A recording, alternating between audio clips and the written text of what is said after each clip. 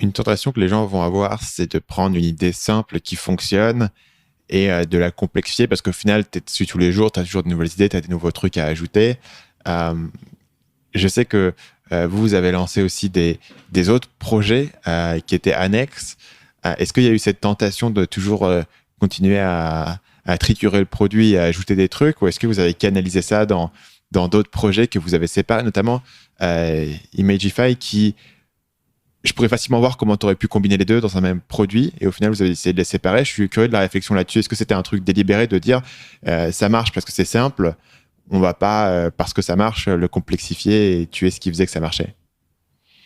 Euh, c'est une très bonne question, ouais, parce que justement, on s'est énormément posé les questions euh, sur en faire un service dédié à Developer Requête ou séparé. Et on l'a décidé de le séparer parce qu'au final, euh, si on veut, on voulait développer Imagify de la façon dont on le voulait, il fallait que ce soit séparé et que ça, Requête allait devenir un peu une usine à gaz. Si on regarde Imagify, il y a une page d'options, il y a l'optimisation en masse. Enfin, c'est quand même c'est un petit plugin, mais qui fait quand même pas mal de choses, qui a sa propre page d'options avec pas mal d'options. Je pense qu'on a au moins une dizaine d'options sur Imagify. Euh, et on s'est dit, si en plus, dans le futur, on voudrait ajouter des services annexes à Imagify, on pensait par exemple à servir les images à partir d'un CDN, ça allait encore plus complexifier WP Rocket. Là, il y a pas mal de nouvelles choses qui, au niveau des images, qui se fait pas mal. On devrait se pencher dessus sur Imagify, qui est adaptive à Images, c'est adapter la taille en fonction des écrans, etc. Et en fait, si on avait gardé ça dans Rocket, ça aurait complexifié en fait le panel de WP Rocket, et on l'a séparé.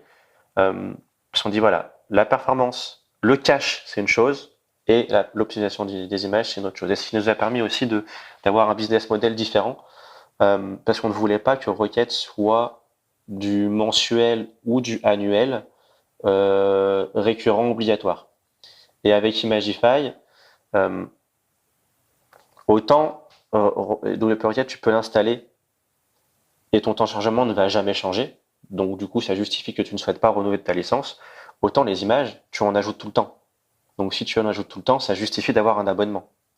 Parce que vous avez un process qui se fait sur vos serveurs à vous, sur la compression Euh, des images. oui, tout à fait, oui. Donc on a un paquet de serveurs. Je connais pas notre infrastructure, c'est tout Jean-Baptiste qui a mis en place. On a une multitude de, de serveurs qui ont qui ont des noms de joueurs de foot. Et ça me fait toujours rire. Il y en a qui s'appelle Gourcuff parce qu'il est un peu bancal, alors vu que Gourcuff était toujours blessé, on l'appelle Gourcuff. Petite anecdote. Euh, mais la réflexion n'était pas forcément sur les coûts d'Imagify.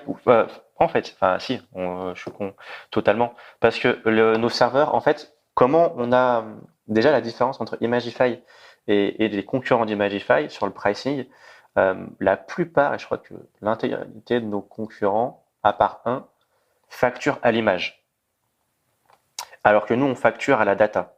Et en fait, nous, ce qui nous coûte, c'est le serveur, c'est la data. Et c'est pour ça que nous, on facture à la data et pas à l'image. Et on Donc a là, tu adapté, parles du poids total des images qui te sont envoyées. oui, etc. Nous, c'est le traitement en fait des images qui nous coûte, les images qui sont envoyées, etc. C'est tout ça c'est nos coûts par rapport à Imagify, et ce qui explique pourquoi on a fait nos tarifs et notre quota sur un nombre de gigabytes et pas sur un nombre d'images. Et ça, si on le Et mettait sur Rocket, c'était un peu compliqué, quoi. du coup, le client sur Imagify, c'est quoi? C'est un petit blogueur qui fait ses petits articles, ou est-ce que c'est des boîtes qui vont uploader un nombre massif d'images chaque mois? Ça va être quasiment les mêmes personnages qu'Imagify, avec une petite Que requête, du coup. que Rocket, pardon, tout à fait. C'est déjà des gens qui sont intéressés à la performance. Si tu n'utilises pas Imagify, si tu n'es pas au courant des bonnes pratiques de web performance qu'il faut appliquer sur ton site. Donc on a pas mal de clients qui vont de WP Rocket vers après Imagify. Et l'un des personnages sur lesquels on aimerait aller en avant et en sortant une app à Shopify, c'est les e-commerçants. À ce jour, je connais pas un seul site e-commerce sans aucune image. Et sur les sites e-commerce, l'enjeu du temps de chargement est beaucoup plus crucial que sur un blog qui fait 100 visites par jour, quoi. Du coup, ça a du sens de l'avoir séparé d'un produit qui est exclusif à WordPress si tu veux en faire potentiellement un service qui peut exister sur différentes plateformes. Et l'une des raisons aussi principales pour lesquelles on l'a pas intégré dans WP Rocket, c'est qu'on souhaitait sortir un produit qui ne soit pas dépendant de l'écosystème WordPress. Ceci, pour un jour, pour X, en fait, c'est comme on s'était fait la même réflexion qu'une agence qui dépend d'un seul client, c'est pas bon. Bah, une entreprise qui dépend que d'un seul produit, c'était pas bon. Si pour X raisons, bah, je sais pas, WordPress sort un cache natif ou quoi que ce soit, et ben qu'on se retrouve pas sous la paille alors pas du jour au lendemain, mais du mois au lendemain. Et c'est aussi l'une des raisons principales qui nous a motivé à ne pas mettre Rocket dans Imagify. Et donc du coup Rocket, en fait Imagify c'est une API qui est disponible et dans Imagify le plugin WordPress, le plugin WordPress utilise l'API d'Imagify.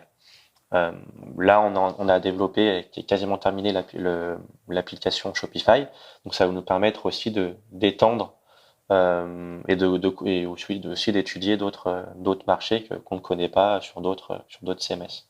J'avais oublié de mentionner qui était ne pas avoir la dépendance de WordPress. Ouais.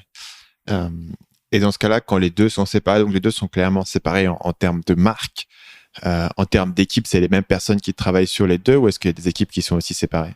C'est deux équipes séparées.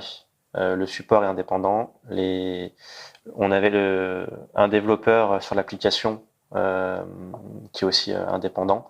La seule personne qui switch, c'est sur le plugin WordPress. Sur le plugin WordPress, on a des besoins qui sont aléatoires. Par exemple, on n'avait rien fait pendant 9 mois, puis après, on a décidé de sortir la compatibilité WebP. Donc là, ça fait 5 mois que notre dev qui doit travailler sur Rocket, que l'un des devs de Rocket travaille sur Imagify. Mais oui, on a une équipe dédiée. On a fait une grosse erreur dans le passé qui était avant, on avait même 3 projets. On avait un plugin de sécurité dont on a cédé les droits quand on s'est séparé du troisième associé Julio. Et parce on recrutait des personnes qui puissent travailler sur l'ensemble des projets. On a une personne au marketing, on lui demandait de travailler sur Imagify, Rocket et CQPress, et ça n'a pas du tout fonctionné. Le multitasking, on l'évite au maximum. Par exemple, Agathe, la responsable marketing, on l'a recrutée que pour Rocket. Le product manager Jared, que pour WP Rocket. Et maintenant, quand on recrute des personnes, c'est sur un seul produit et les équipes sont dédiées. On a juste les personnes un peu comme moi ou Jean-Baptiste, les fondateurs, qui ont un œil transverse sur les projets. Mais au niveau des équipes, l'équipe des supports est dédiée, l'équipe marketing et quand on aura une équipe marketing sur Imagify, si on n'a personne pour le moment, ça sera dédié. Ça sera vraiment tout le temps séparé.